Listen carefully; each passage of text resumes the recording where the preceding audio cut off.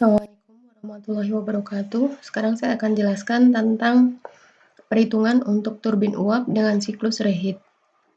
Misalnya diketahui turbin uap, kemudian tipenya ini, data-datanya adalah, kemudian turbinnya condensing turbine, reheat type, kemudian data-datanya, daya yang dihasilkan adalah 220 MW, kemudian kondisi steam inlet, main steam inlet, tekanan 14 MPa, 560 derajat Celcius, kemudian laju aliran massa uap 810 ton per jam, lalu reheat steam inlet, artinya setelah uap itu diekspansikan di turbin pada HP turbin misalnya, kemudian masuk ke reheater di boiler.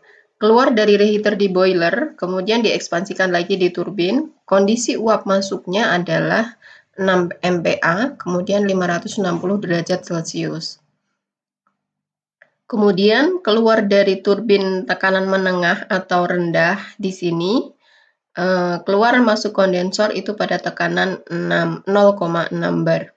Turbin punya putaran 3000 rpm.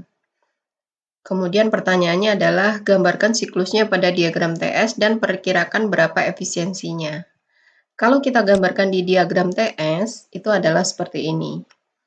Masuk turbin itu pada kondisi 3, kemudian diekspansikan di turbin tekanan tinggi sampai ke kondisi 4, kemudian keluar dari turbin, lalu dipanaskan di reheater di boiler, kemudian masuk ke turbin lagi, diekspansikan. Ini bisa pada, misalnya separuh ini adalah intermediate pressure, kemudian dilanjutkan ke low pressure, atau mungkin ini hanya intermediate pressure saja. Diekspansikan berikutnya, kemudian sampai ke titik 6. Ini kemudian dikeluarkan di kondensor. Ini kita belum tahu kondisinya, tetapi kita gambarkan saja di sini. Nanti kita bisa tahu setelah kita menghitung properti di setiap titik. Nah, kemudian berarti di sini kita harus tahu entalpi pada titik 3, 4, 5, dan 6. Kita bisa menggunakan tabel uap seperti yang sudah saya berikan sebelumnya, atau di sini saya akan menggunakan software.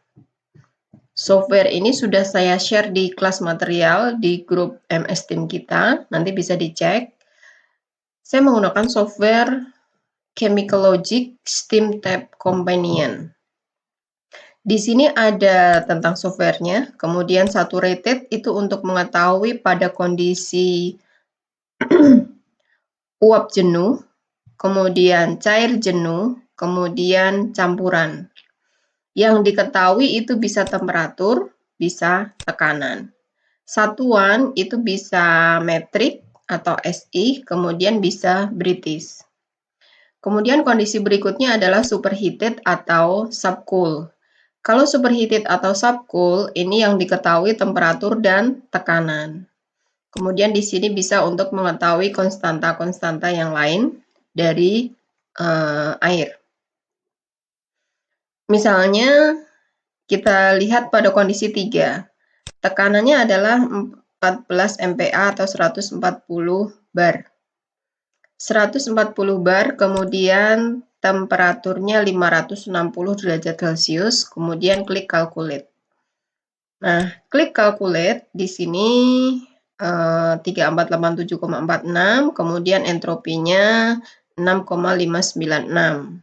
6,596 itu kondisi 3. Kemudian untuk kondisi 4, kita hanya tahu bahwa tekanannya adalah 6 MPa, 60 bar. Temperaturnya kita tidak tahu, tapi pasti lebih rendah dari 560.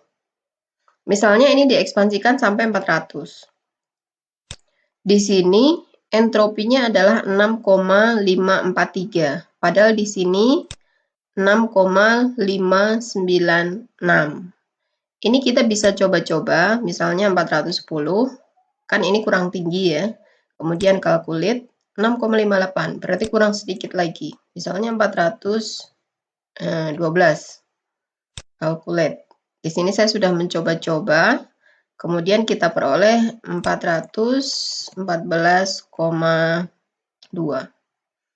Calculate. Nah, ini 6,596.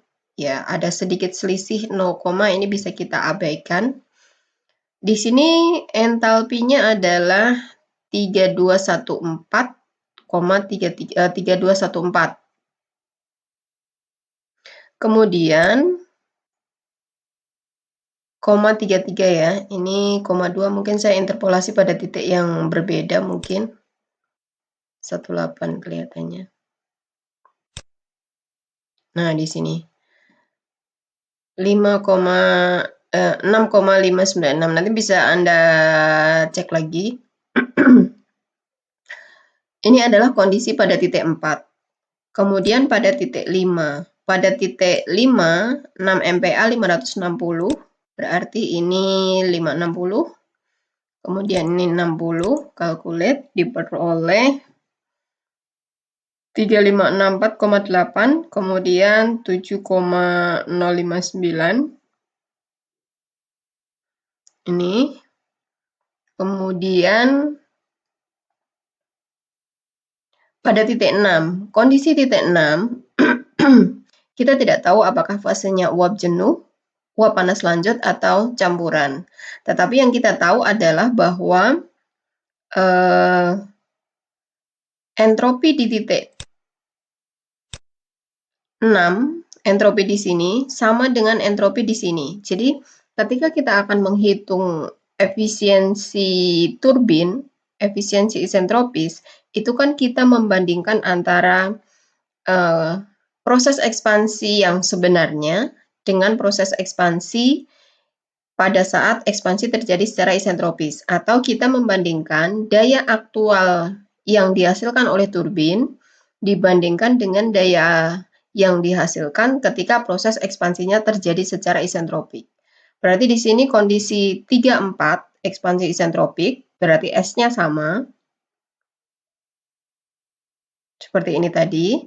Kemudian 56 ekspansi isentropik, ini S-nya juga sama. S6 sama dengan S5. Berarti kita tahu S6 adalah 7,059. Nah, kemudian coba kita cek pada kondisi jenuh. Berarti kita pilih saturated. Kemudian tekanan 0,6 bar. Kemudian kita lihat untuk kondisi uap. Untuk kondisi uap, berapa entropinya? Entropinya ternyata 7,53. Padahal di sini 7,059. Berarti kan lebih kecil. Artinya belum uap jenuh. Berarti di sini pada kondisi 6 itu fasenya adalah fase campuran. Kalau liquidnya itu adalah 1,145. Kemudian tadi ini SF-nya sekian, kemudian SG-nya tadi sekian, maka kondisi 6 itu ada di antara fluid dan gas, atau antara uap jenuh dengan cair jenuh. Berarti campuran. Nah, kalau fasenya itu adalah campuran, maka kita harus cari X-nya dulu. Kita hitung dulu X-nya. X-nya S6 dikurangi SF dibagi dengan SG minus SF. Sama dengan ini, kita peroleh 0,93. Kemudian kita bisa menggunakan software ini untuk mencari kondisi campuran juga. Misalnya, ini kita klik dua fase, artinya campuran. Kemudian dua fasenya X-nya adalah 0,93. Lalu setelah itu ini tekanannya 0,6, kemudian klik calculate. Klik calculate diperoleh di sini entalpinya adalah 2492,35. Jadi H6 bisa dihitung secara manual seperti ini dengan melihat HF dan HG-nya, atau bisa juga langsung dari software. Kalau langsung dari software tinggal dimasukkan berapa ini X-nya. Berarti kondisinya P 0,6 bar, X-nya sekian, diperoleh H6 sama dengan ini.